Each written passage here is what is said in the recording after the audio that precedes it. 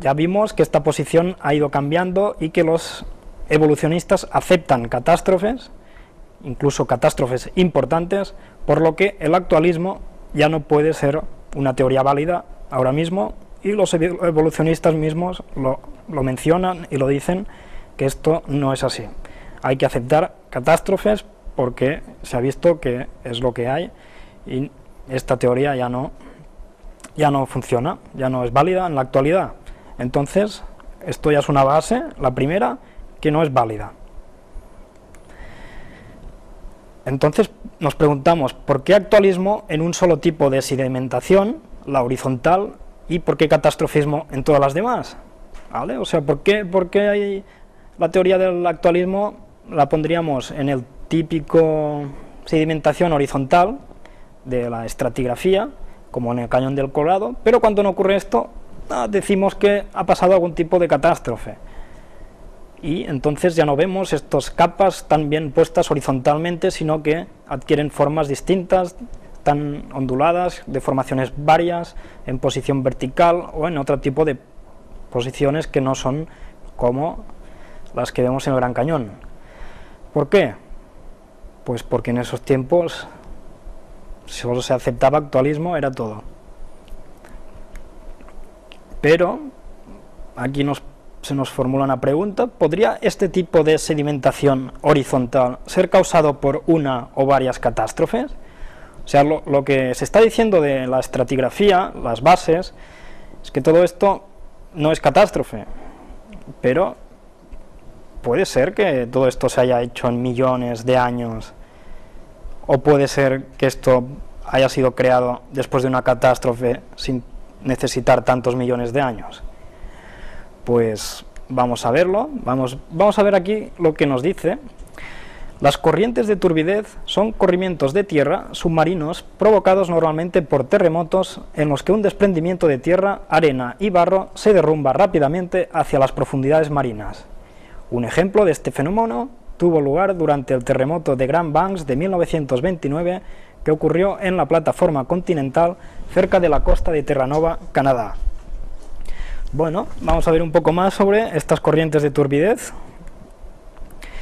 Y aquí tenemos un esquema. La primera imagen se ve una pendiente bajo el mar, sismo, quiere decir un terremoto.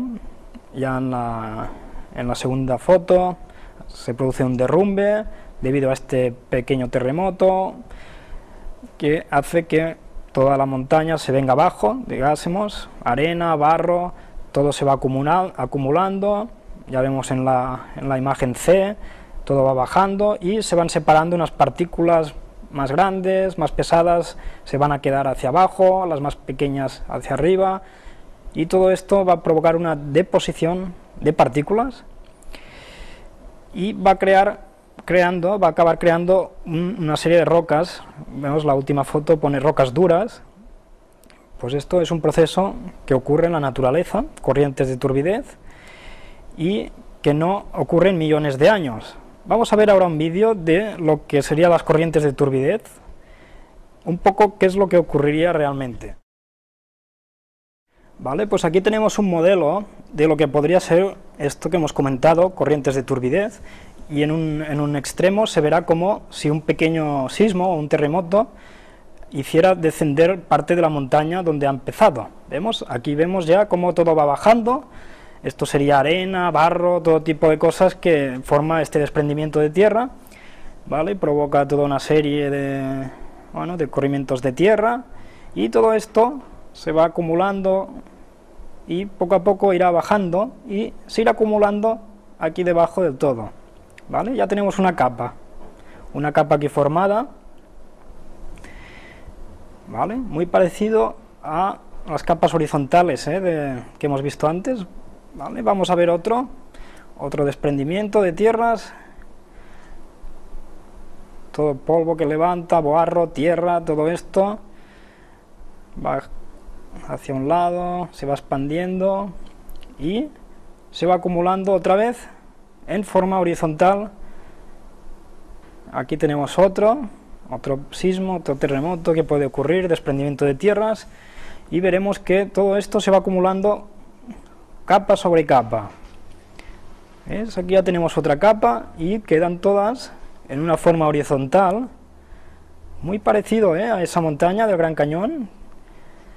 Mira, mira cómo va quedando, va bajando todo, se van formando estas capas una por encima de otra, horizontalmente, unas por encima de otras. Curioso, que esto os pueda ocurrir y no ocurra en millones de años, no hace falta tanto tiempo para que estas cosas pasen, y aquí lo estamos viendo, aunque sea un modelo, claro está, pero en la naturaleza es algo parecido.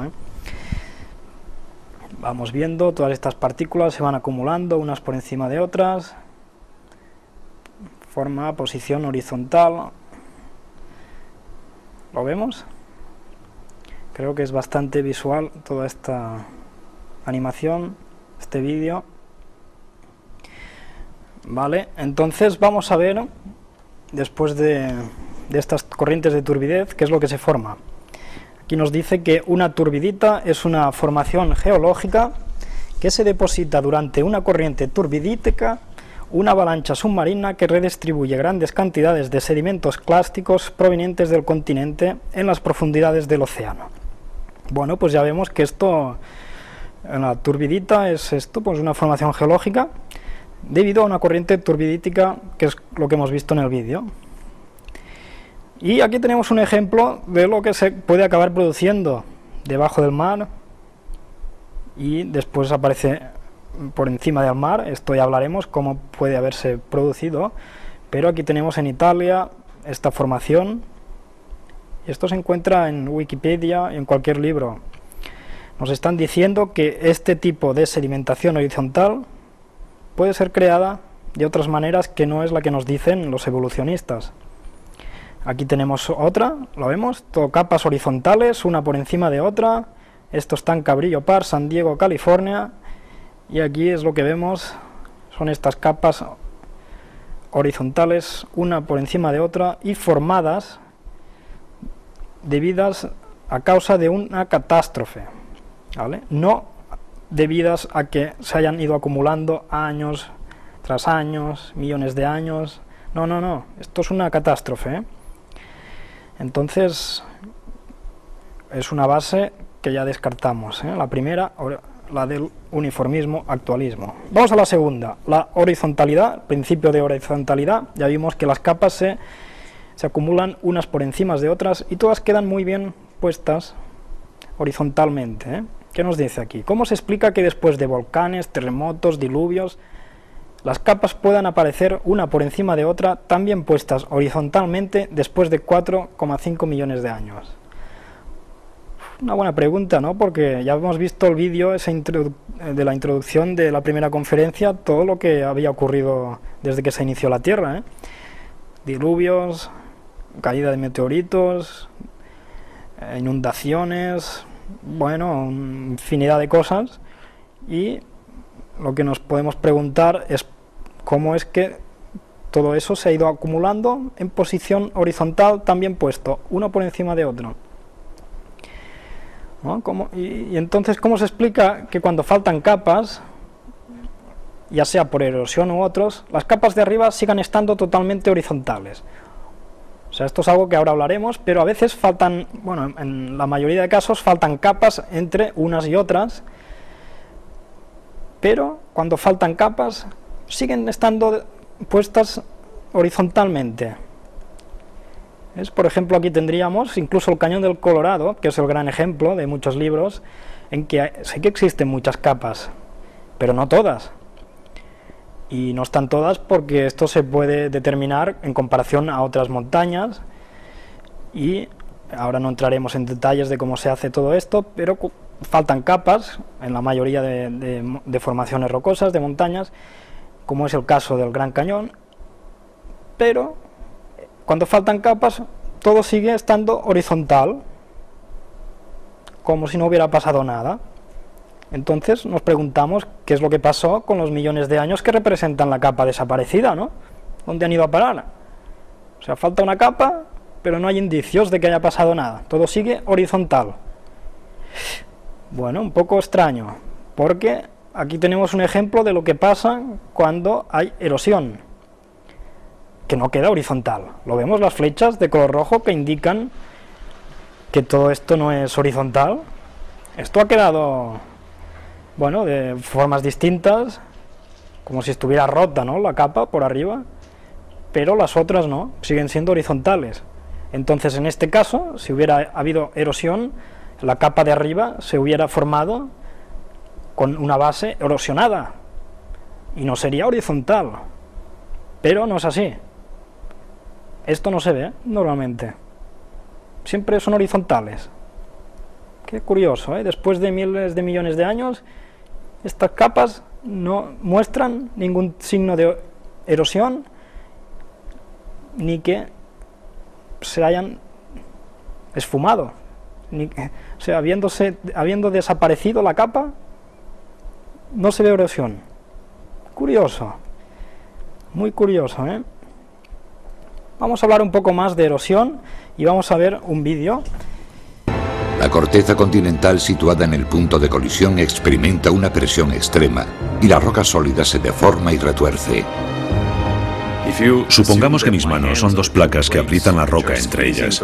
Podemos ver cómo parte del material asciende hacia la superficie y termina por convertirse en una cadena montañosa.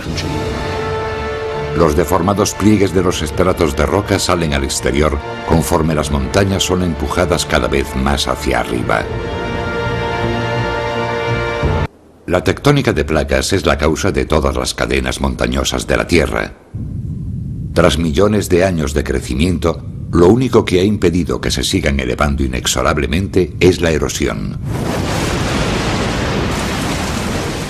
La erosión de la nieve, el viento y la lluvia. Esto es el fruto de la erosión del agua sobre las montañas. Esto es una cantidad muy pequeña, pero en todos los Alpes suizos se erosionan 50 millones de toneladas cada año, y esto equivaldría a una montaña pequeña de casi 1000 metros de altura. Una cada año.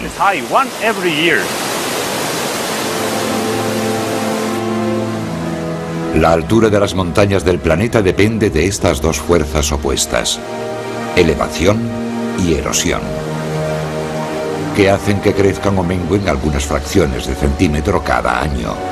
Ya hemos visto cómo se mantienen las montañas, según este vídeo, para que no crezcan, para que no sean más altas, ni disminuya su altura. Erosión y elevación. Nos dice que está en los Alpes, la erosión es de unos 1000 metros de altura cada año, y yo me pregunto cuánta erosión puede ocurrir en 4,5 millones de años para que las capas sigan teniendo fósiles. ¿Vale? ¿Por qué nos preguntamos esto? Bueno, porque vamos a ver, el principio que nos ha expuesto este hombre, este señor, es el que las montañas se mantienen a un nivel más o menos normal, el de siempre, no crecen ni se hacen más pequeñas, debido a esto, a la erosión y elevación. Pero entonces nos encontraríamos con un problema. Vamos a ver qué problema es. Si vemos la imagen 1, veríamos, ¿vale?, las capas una por encima de otra y los fósiles de cada capa. En la capa de más arriba estarían los fósiles A, en la de abajo los fósiles B, después los fósiles C y los demás D, E y F. Pero según esta teoría de la erosión, si vamos al recuadro número 2, veríamos que crecería, por una parte la montaña crecería debido a la tectónica de placas, entonces se añadiría una capa, la negra, que está debajo de todo, y la capa de arriba, como se erosionaría, desaparecería la de más arriba del todo, que es la que tenía fósiles A. Entonces los fósiles A también se erosionan y desaparecen, ¿no? Pues esto es lo que nos dice la teoría. Vamos a la imagen número 3, al recuadro, y ya vemos que se vuelve a levantar la montaña un poco, aparece otra capa de color negro, y se erosiona otra vez la capa de arriba del todo, que es la que contenía los fósiles B. Entonces vemos que en el número 3 ya han desaparecido los fósiles A y B por la erosión.